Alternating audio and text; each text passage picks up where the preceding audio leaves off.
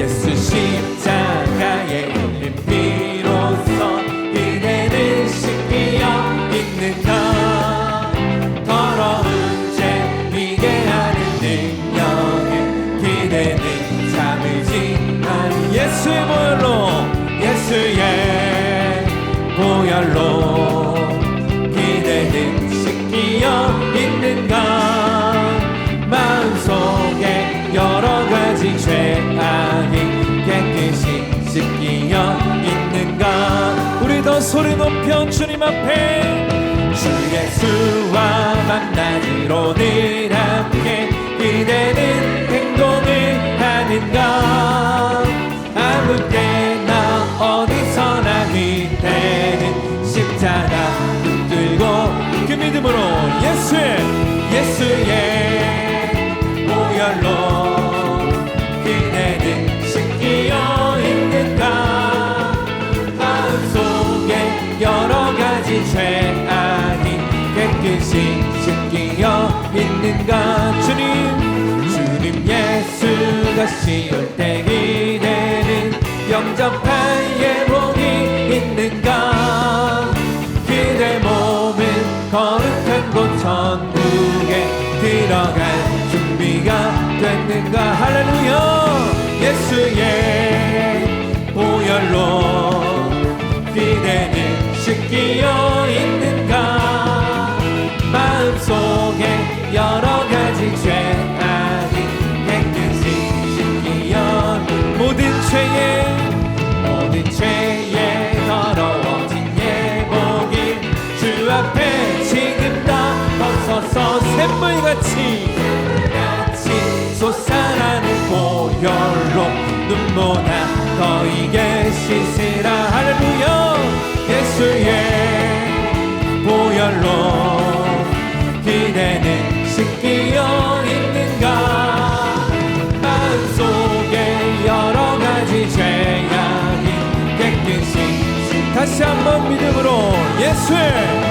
예수의 보혈로 그대는 씻기어 있는가. 할렐루야.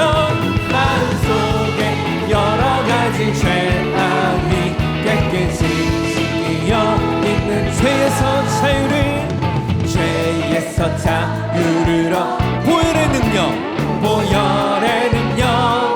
주의 보혈 시험을 이기고 승리하니 참놀 선포합시다. 주의 보혈 능력이 또다. 주의 보혈 능력이 또다. 주의 피 믿으오. 주의 보혈 그 어린 양의 배우기 주난 피로다. 육체의 정욕을 이기림을 보혈의 능력 주의 보혈 앞에 정결한 마음을 얻게 하니 참놀. 이어서 3절입니다. 눈보다 더 이게 밝히는 것 보혈의 능력 주의 보혈 부정한 모든 것 밝히시니 참 놀라운 능력이로다. 할렐루야. 주의 보혈 능력이 또다. 주의 피 믿으오. 주의 보혈 그 어린 양의 매우기 주는 구주의 복음을 전할 제목 보혈의 능력 주의 보혈 날마다 나에게 찬송 주니 주님의 그 능력이 참으로 놀랍습니다. 할렐루야. 주의 보혈 능력이 또다. 주의 피 믿으오. 주의 보혈 그 어린 양의 매우기 주는 한 번 더 주의 보혈 능력이 또다. 주의 피 믿으오. 주의 보혈 그 어린 양의 매우기 주는 피 우리 함께 자리에서 일어나 고백하겠습니다. 주의 보혈 능력이 또다 주의 피 믿으오 주의 보혈 그 어린 양의 매우 귀중한 피로다.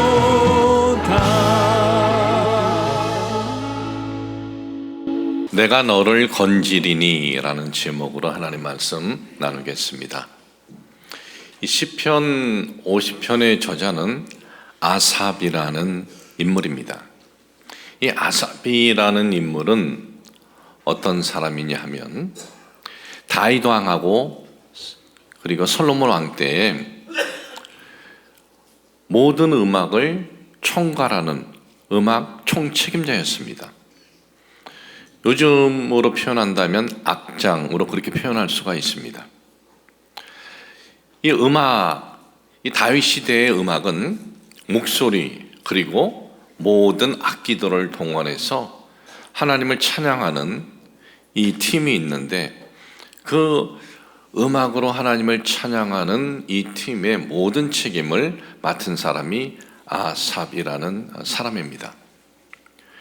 하나님 앞에 제사로 하나님께 나아갔을 때 이들은 그 제사 가운데 하나님 앞에서 악기와 그리고 목소리로 찬양을 돌렸습니다. 또한 국가적으로 아주 중요한 그 사건이 있을 때, 아주 감격적인 사건이 있을 때도 이들은 하나님 앞에 찬양으로 영광을 돌렸습니다. 이 성경에 보면은 이들이 처음 국가적으로 감격적인 사건이 일어났을 때 악기와 목소리를 동원해서 하나님 앞에 찬양한 사건은 어떤 사건이냐 하면, 이스라엘 민족이 언약궤를 블레셋에 빼앗겼습니다.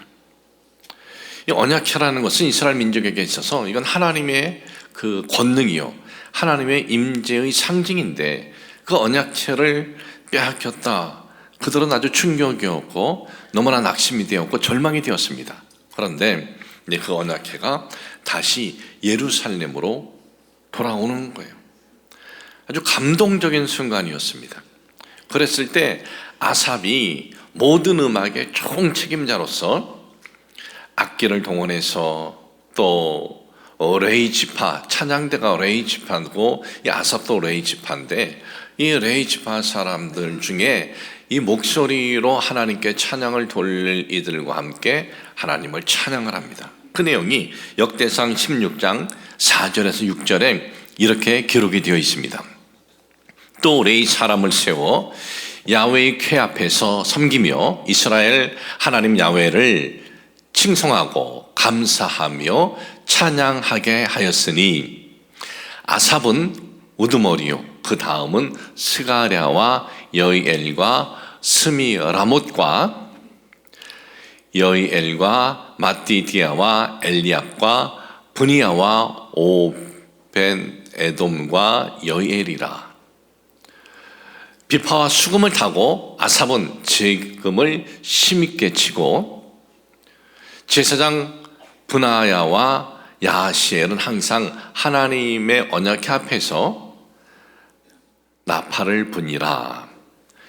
그러니까 이들은 제사를 드릴 적에도 하나님 앞에 모든 목소리와 악기를 동원해서 찬양을 드렸고, 그리고 국가적으로 아주 감동적인 사건이 있었을 때, 사건이 일어날 때에 이 찬양대로 하나님 앞에 영광을 돌렸던 것입니다.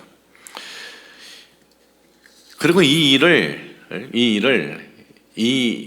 찬양대의 이 체계적인 찬양의 이 시작은 다윗 왕 때 시작이 되었어요. 다윗 왕이 이 찬양대의 조직이고 체계고 최초로 한 왕이었는데, 다윗은 이 부분을 얼마나 중요시 여겼는지 모릅니다.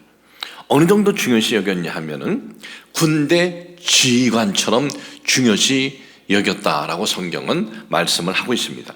이 역대상 25장 1절과 2절에 보면은 다윗이 군대 지휘관들과 더불어 아삽과 헤만과 여두론의 자손 중에서 구별하여 섬기게 하되 수금과 이 비파와 재금을 잡아 신령한 노래를 하게 하였으니 그 직무대로 일하는 자의 수요는 이러하니라. 이 군대 지휘관이 얼마나 중요합니까? 전쟁에서 지면은 그 나라가 망하는 거예요. 그러니까 나라의 생사를 걸린 이 전쟁의 지휘관들처럼 이 부분을 그렇게 중요시 여겼다라는 거예요. 그리고 아삽이라는 이 사람은 단순히 음악의 총책임자만이 아닙니다. 여러분 시편은 150편으로 되어 있습니다. 근데 150편으로 되어 있는 이 시편, 우리는 하면은 일반적으로 다윗의 시라고 하는데 다윗의 시만 있는 것이 아니라 여러 저자들이 있는데 그 중에 아삽이라는 이 인물이 쓴 시편이 몇 편이나 되느냐 하면 12편이나 됩니다. 시편 50편 외에 73편, 74편부터 쭉 이어져서 83편까지 아삽의 시라 그렇게 되어 있습니다. 150편의 시편 중에 12편의 이 시의 저자가 아삽이라는 사람이었다라는 것은 그만큼 성경 속에 이 사람에 대해서 이 중요성을 언급을 하고 있는 겁니다. 그리고 이 시편 그가 쓴 시편 12편을 12편을 보면은 그 시편에는 예언적 내용이 담겨져 있어요. 이 찬양 책임자가 예언적 내용의 그 시가 있어요.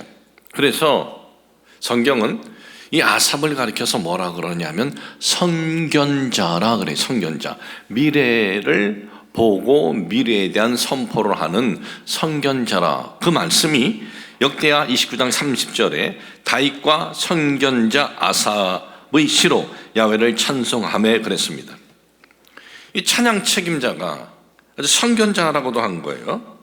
그러면 하나님께 찬양으로 영광 돌리는 모든 그곳에 그것에 대한 최고의 책임자가 이 아삽이라는 사람인데 아삽은 도대체 어떤 선견자냐, 어떤 내용을 그가 그러면 예언을 했느냐.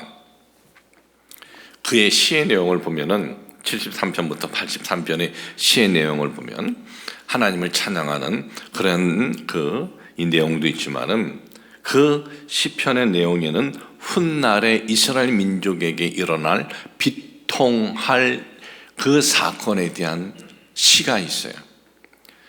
이스라엘 민족이 앞으로 나라가 패망할 것이고 그리고 포로로 이방 땅에 끌려갈 것이다.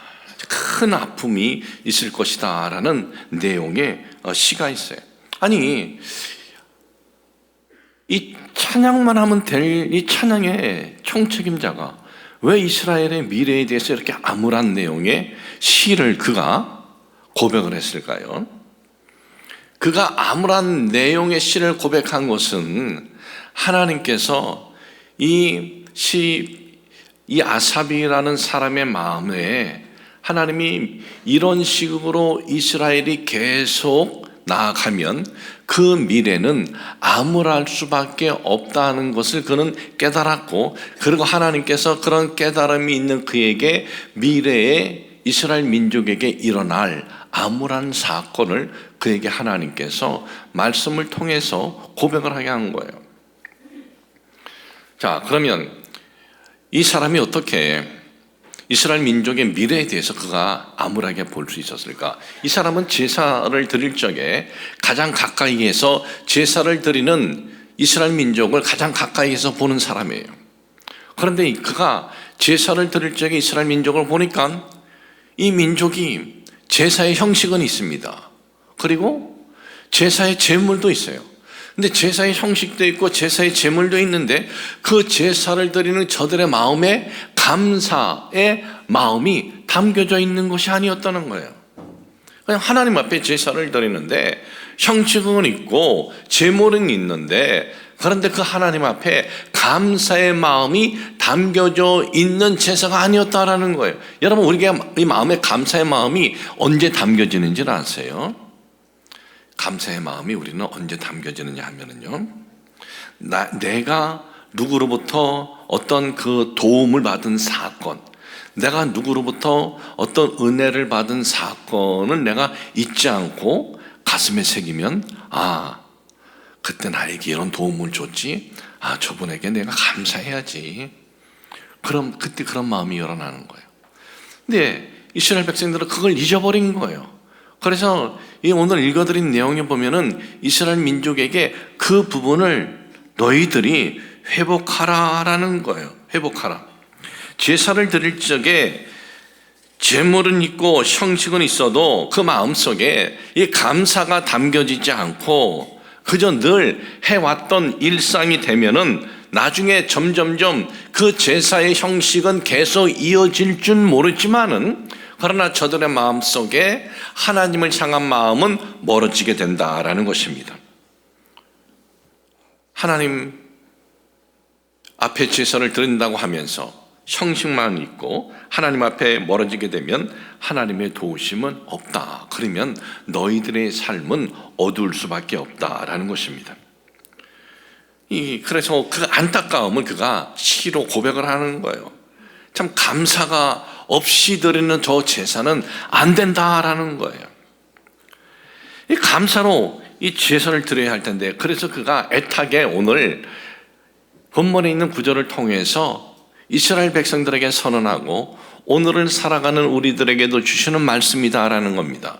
시편 50편 14절 15절 감사로 하나님께 제사를 드리며 지존하신 이에게 내 서원을 갚으며 환난 날에 나를 부르라. 내가 너를 건지리니 네가 나를 영화롭게 하리라. 자 보십시오. 환난 날에 나를 부르라 이거예요. 그럼 내가 건진다. 그 전에 이 주신 메시지가 뭐예요? 감사로 하나님께 제사를 드리라 이거예요. 감사로 하나님께 제사를 드리는 것이 뭐냐? 하나님을 영화롭게 하는 것이다라는 거예요. 하나님을 영화롭게 할 때 하나님께서 너희들의 그 환난 가운데 부르짖을 적에 내가 건져준다라는 겁니다. 그러면 하나님을 영화롭게 하는 것이 뭐냐? 하나님 앞에 제사를 드릴 적에 감사의 마음을 담고 제사를 드리는 것이 하나님을 영화롭게 하는 것이다라는 거예요. 우리가 제사라는 형식에 앉아 있다고 하나님을 영화롭게 하는 거 아니래요. 이게. 우리가 제물을 드린다고 해서 그것이 하나님께 영화롭게 하는 거 아니랍니다. 우리가 감사의 마음을 담고 하나님 앞에 나아갔을 때 그 제사가, 그 예배가 하나님을 영화롭게 한다라는 거예요. 22절 23절에도 보니까 하나님을 잊어버린 너희여 이렇게 지적하고 있어요.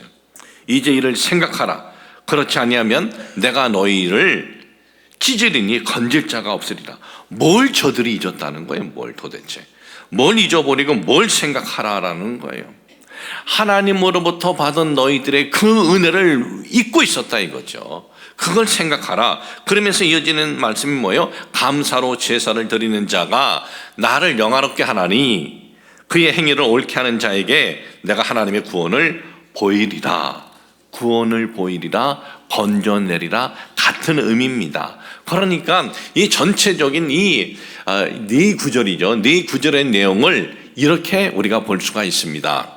하나님께서는 우리를 건져주시기를 원하십니다. 환난 가운데 우리가 부르짖을 적에 하나님은 우리를 구원해 주시기를 원하십니다. 그런데 하나님은 우리를 건져주시고 구원해 주시는데 하나님은 우리가 하나님을 영화롭게 하기를 원하셔요. 하나님을 언제 영화롭게 하는 거예요? 영화롭게 한다는 것은 하나님을 높여드리고 하나님을 칭송하고 하나님을 하나님으로 우리가 인정하는 거예요. 그게 뭐예요? 감사의 마음을 담고 제사를 드릴 적에 그것이 하나님을 영화롭게 하는 것이고 하나님을 하나님으로 인정하는 것이고 하나님의 은혜를 잊지 않는 것이고 바로 그럴 때 하나님의 구원과 하나님의 건지심이 있다라는 것이 오늘 성경의 선언이다라는 것입니다.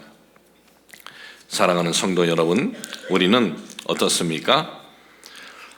우리가 하나님 앞에 자주 예배를 드려요. 자주 예배를 드리지만은 예배 드리는 것 자체가 하나님을 영화롭게 하는 건 아닙니다.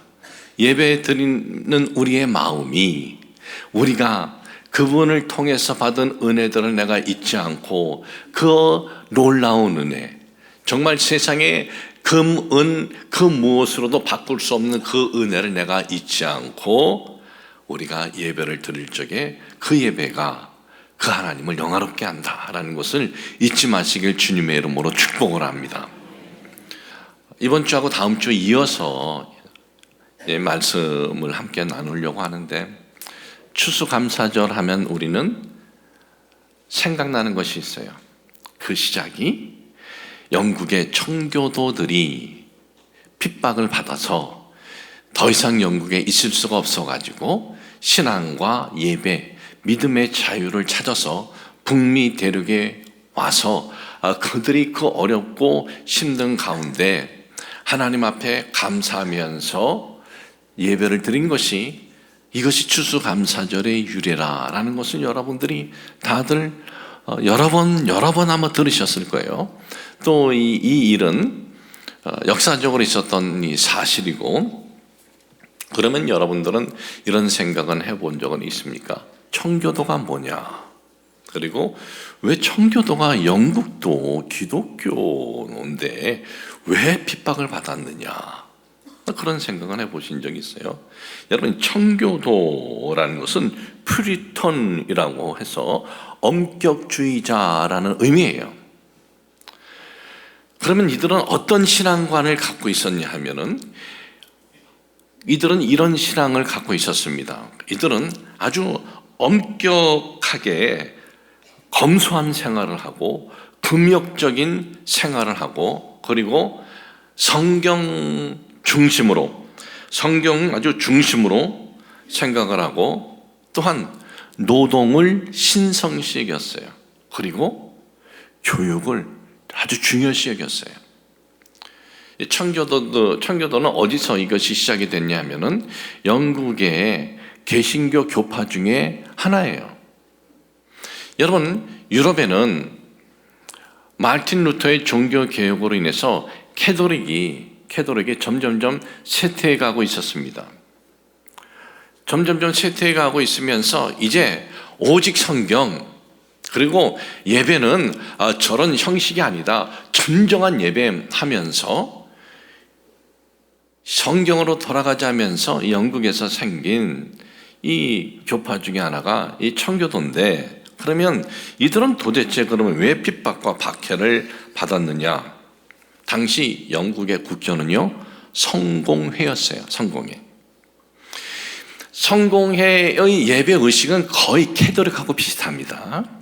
그리고 성직자의 명칭도 거의 따라섰습니다. 교황만 없을 뿐이지, 주교, 신부.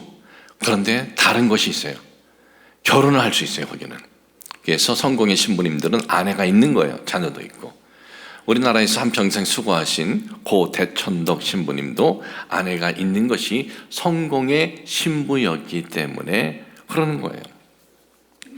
그러면 이 성공회를 왜 국교로 했느냐? 그것은 영국의 왕 헨리 8세가 캐톨릭하고 결별합니다. 우리는 이제 캐톨릭하고 같이 영 끊겠다고 결별하면서, 그러면서 영국의 이 국교를 본인이 세워요. 그것이 성공이에요. 국교를 세우는 건 괜찮죠. 그런데 뭐가 문제냐면, 교회의 최고의 주장이, 국왕이 최고의 주장이 되는 거예요. 그러니까 청교도들은 아니다. 아니, 왜 왕이 우리 교회의 최고의 주장이 되느냐? 우리의 최고의 주장은 하나님이시다. 왕이 우리의 최고의 주장이 될 수 없다라면서 이제 비판하는 것이 바로 이 청교도들인 거예요. 마르틴 루터의 종교 개혁 이후 유럽은 캐톨릭이 많이 약해졌습니다. 많이 약해졌지만은 그들은 이 교회의 실권을, 최고의 교회의 결정권을 왕이 잡으면은 백성들을 움직일 수 있고, 그러니까 그 부분을 이제 왕이 이제 노린 거죠. 이 성공의 국교로 선언하면서 성공의 이제 수장은 영국의 왕이 되는데, 그런데 이게 성공의 이 국교가 정식으로, 영국의 국교로 정식으로 선언된 것은 언제냐 하면은 엘리자베스 1세 때 정식으로 이것이 선언이 됩니다. 헨리 8세 이후에 이 딸만 그가 셋이 있는데 첫 번째 메리는 잠깐 왕하고 그 두 번째 엘리자베스 1세 때에 정식으로 이제 선포를 하는 거죠. 우리나라의 이 국조다라고. 그런데 청교도들은 우리는 그런 식 예배 반대한다. 그건 형식적이다. 예배 반대한다. 비판하고, 그리고 왕이 왜 교회의 최고 수장이 되느냐, 이건 이제 비판하는 거죠.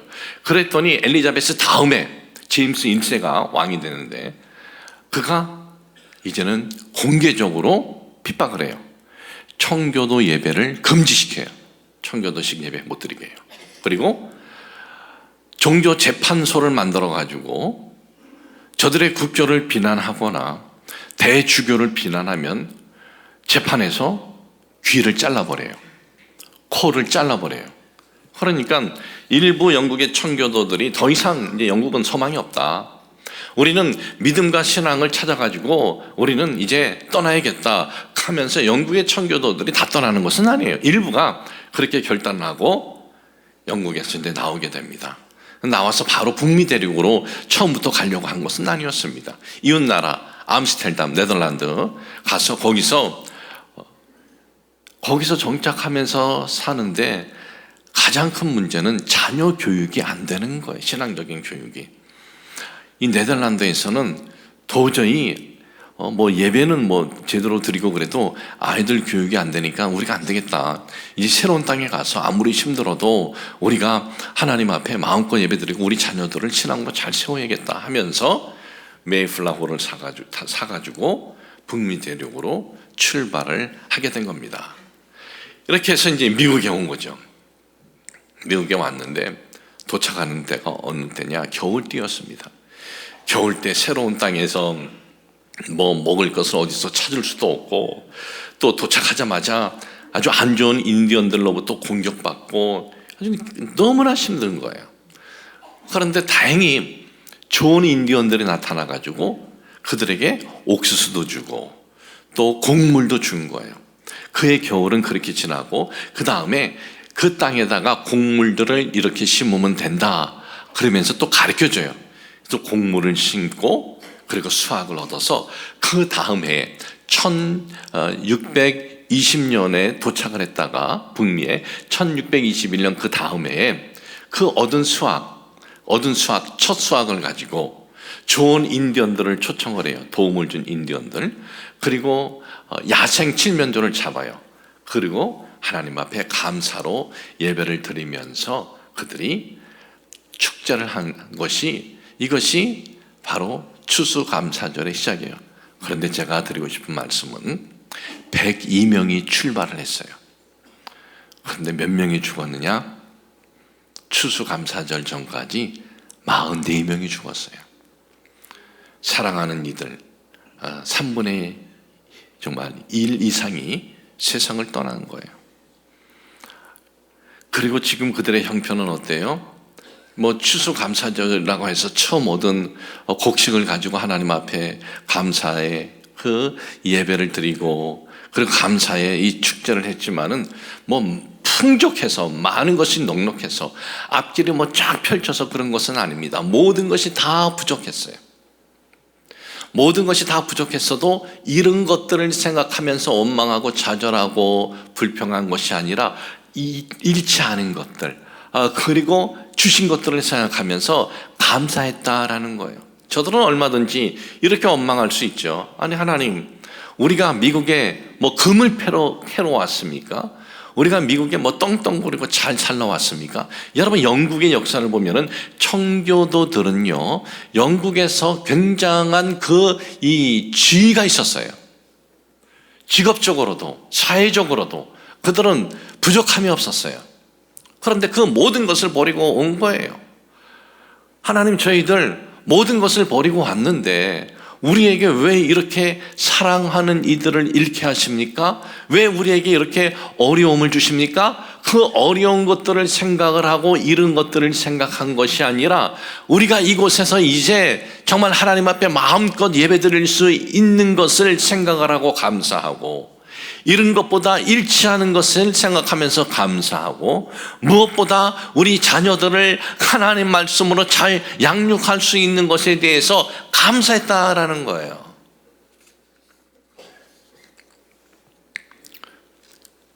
여러분, 이 북미는요, 청교도들이 처음 온 건 아닙니다. 영국에서 맨 처음에 가서 죽으라고 죄수들을 보냈어요. 그리고 노숙자들을 보냈어요. 그리고 어떤 이들은 또 여기 미국에 북미에 금이 있을 것 같다 그래서 금을 찾으러 온 사람들도 있었어요. 그런데 미국의 뿌리는 저들이 아니에요. 미국의 뿌리는 바로 청교도들, 없는 것 가운데 하나님 앞에 예배하고 찬양하면서 시작한 저들이 미국의 뿌리예요. 이 미국은 건국이 지금 된 지가 250년도 안 됐죠. 248년이죠. 248년이지만은 저 미국은 지금 전 세계의 그 누구도, 그 어느 나라도 무시 못하는 나라 최고 강국 아닙니까? 자, 보십시오. 이번에 미국 대통령 누가 되느냐, 왜 그렇게 다들 촉각을 세워요? 자기네 나라 대통령 뽑는 것도 아닌데. 왜냐? 미국의 대통령 한 사람이 어떤 정책을 하느냐에 따라서 한 나라를 세울 수도 있고 한 나라를 망하게도 할 수 있는 힘이 있는 거예요. 그런데 트럼프 아저씨가 당선인이 됐어요. 그런데 우리나라는 참 제가 안타까운 게 뭐냐 하면, 왜 언론에서, 이건 멍청한 건지 모르겠어요, 언론에서 우리 대한민국에서는 트럼프 안 되기를 70%가 바랬다고 그러는 거예요. 아니, 가만히나 있지. 트럼프가 들으면 얼마나 기분 나쁘겠어요? 그거 다 보고 가죠. 다 번역을 해가지고. 가만히나 있지. 왜 그런지 모르겠어요. 참 트럼프 그 아저씨 하는 행동을 보면은 참 그러죠. 아주 걷는 것도 이러고 뭐 춤을 출 때 뭐 이러기도 하고, 이러기도 하고. 근데 이런 거나 보여줬지. 미국 사람들의 그 뿌리 깊은 그 신앙과는 우리나라는 안 보여줬어요. 뭐냐면, 그가 투표하기 전에 복음주의 목사님들이 모인 곳에 가서 그가 기도를 받아요. 미국 방송에서는 다 보여줬어요. 미국 사람들은 그건 뭐 그냥 자연스러운 거예요. 기도 받았구나 그래요. 우리나라 같아봐요. 이거 저기 가서 기도 받았네 하면서 온갖 그냥 공격을 하고. 기도 받은 게 뭐 어때가지고. 근데 왜 안 보여주는지 아세요? 됐으니까 안 보여주는 거예요. 안 됐으면 쳐봐라. 가서 기도 받더니 잘 떨어졌다. 그런데 미국의 뿌리는 박수 쳐줘요. 기도 받으면. 그가 뭐 어떤 뭐 사생활이고 뭐고 온갖 여러 가지 좀 일이 그런 것이 있어도, 그래도 목회자들에 가서 이렇게 기도를 받았구나, 잘했다면서 박수 쳐줘요. 그것이 미국의 뿌리라는 거예요. 신앙의 뿌리. 그리고 이 청교도들이 미국 가서 세운 학교들이 어떤 학교입니까? 하버드. 진리라는 모토로 하버드 세우죠. 예일 대학도 세웠죠. 예일. 빛과 진리입니다. 예일 대학은. 그러면 저 동부에 있는 프린스턴, 동부에 있는 세계 최고의 대학 하버드, 예일, 프린스턴 아닙니까? 프린스턴은요, 하나님의 권능하에 번성할지어다. 이들은 이거 안 바꿔요. 끝까지 가요. 우리나라 아마 대학에 이런 걸 내놓았으면 뭐 바꾸라고 정말 이 나쁜 사람들이 교회를 해파려고 하는 사람들 많이 그럴 건데 안 바꿔요. 지금 이 미국은 어떻게 보면은 정말 감사의 신앙에 세워진 국가다라고 우리가 그렇게 볼 수가 있어요. 여러분, 우리가 살아갈 때 불평하고 원망하는 사람은요, 그 종말은 안 봐도 알아요. 아주 불행해집니다. 그러니까 불평하고 원망한다 그러면 불행해지는 연습을 하고 있는 겁니다. 불평하고 원망하는 건. 그리고 불행해지는 지름길입니다. 그러면 행복해 하려면 뭐예요? 감사하면 되는 거예요. 감사하면은 행복해지려는 그리고 연습이고, 감사하는 행복해지는 지름길이다라는 것을 여러분 잊지 마시길 주님의 이름으로 축복을 합니다. 우리는 돌아보면은 감사할 것이 얼마나 많은지 모릅니다. 뭘 잃어버렸기 때문에 감사하는 것이 아니라, 내가 이것도 잃어버리지 않았네 하면 감사할 수가 있어요. 이거 나한테 안 해줬겠나가 아니고, 나에게 이걸 해줬네 하면 감사할 수가 있어요. 잃어버리지 않은 것, 그리고 나에게 주어진 것을 보면 감사할 것이 너무나 많아요. 얼마 전에 우리 교회 학교 학생 10살짜리가 저에게 편지를 보냈어요. 그 편지의 내용은 이렇습니다. 제가 읽어드리겠습니다. 목사님 안녕하세요. 제가 이번에 학교에서 농구를 하다가 손가락이 골절돼서 3주 동안 깁스를 했어요. 처음엔 다치니까 아파서 힘들었고, 두 번째는 부모님을 걱정시켜서 속상했고, 세 번째는 친구들과 놀지 못하고 학원도 못 가서 답답했어요. 그런데 갑자기 이런 생각이 들었어요. 다리도 아니고 팔도 아니고 손 전체도 아니고 엄지손가락도 아닌 새끼손가락 하나 부러졌는데 모든 것이 불편하고 주변 사람의 도움을 받아야 한다는 게 미안했어요. 생각지도 못한 일이 일어날 수 있고, 아프고 다치고 나니 장애를 가진 분들이 떠올랐어요. 시간이 지나고 보니 이만큼 다친 것이 참 감사하다 생각했어요. 머리가 다치거나 다리가 부러졌으면 어땠을까? 그러면서 하나님께 감사 기도를 했어요. 하나님, 건강하게 태어나게 해주셔서 감사해요. 앞으로 다치지 않게 조심하고 제 몸도 소중히 생각할게요. 그리고 저도 다른 친구들이 다치거나 힘들 때 도움이 필요한 사람이 있을 때 더 많이 도와줄게요. 그리고 나니 엄마가 제가 다쳐서 치료 잘 하라고 보험금이 나왔대요. 일주일 빨리 깁스를 풀게 돼서 너무 다행이다, 감사하다 하시면서 우리 이 돈으로 감사 헌금할까? 선교 헌금할까? 물어보셨어요. 제가 목사님 맛있는 것 드시라고 목사님께 드려요 라고 얘기했어요. 왜냐하면 우리 교회를 위해 열심히 설교해 주신 목사님께 선물하기로 마음먹어서 편지를 쓰게 됐어요.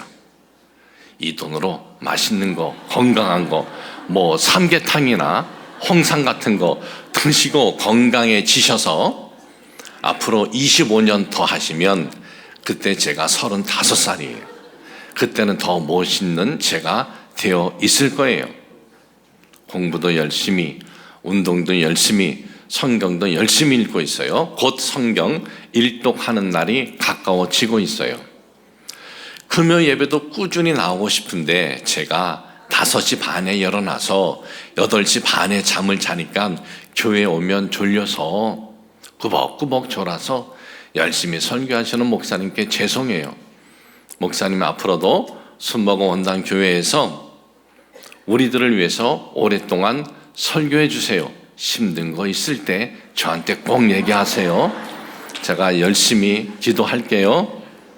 꼭 맛있는 거 드세요. 건강하세요. 사랑해요, 목사님.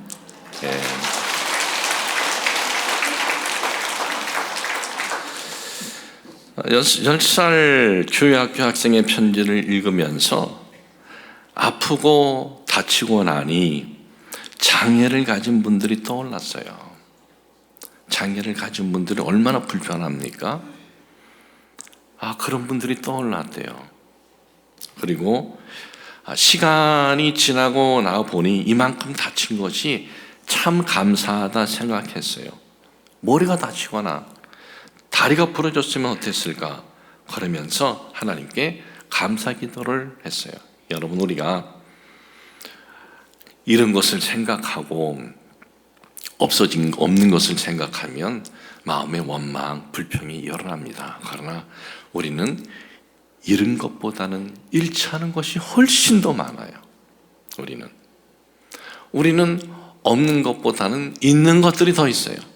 우리는 잃은 것, 없는 것 생각하면서 원망하고 불평하는 것이 아니라 우리는 잃지 않는 것, 우리에게 있는 것을 우리가 생각하면서 감사하는 삶이 되시길 주님의 이름으로 축복을 합니다. 아삽은 선견자라 그랬어요. 그는 미래를 예언했고 그 미래대로 이스라엘은 그렇게 펼쳐졌는데, 그가 이 미래를 가지 않으려면, 이런 미래 가지 않으려면 우리가 하나님을 영화롭게 하면 하나님이 우리를 구원해 주시고, 그리고 우리가 한란날에 부르짖을 때 하나님께서 건져주시려면 하나님을 영화롭게 해야 되는데, 그것이 뭐냐? 제사를 드릴 적에, 예배를 드릴 적에 감사, 이 감사의 마음을 담아 드리라라는 것입니다. 오늘도 우리가 하나님 앞에 이제 예배를 드릴 때마다 감사의 예배가 되시길 주님의 이름으로 축복을 합니다.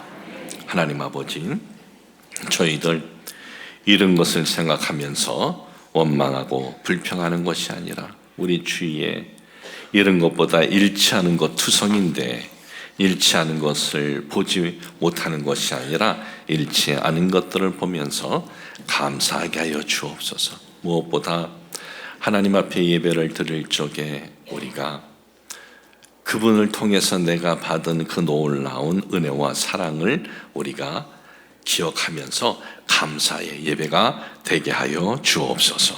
예수님의 이름으로 기도합니다. 아멘.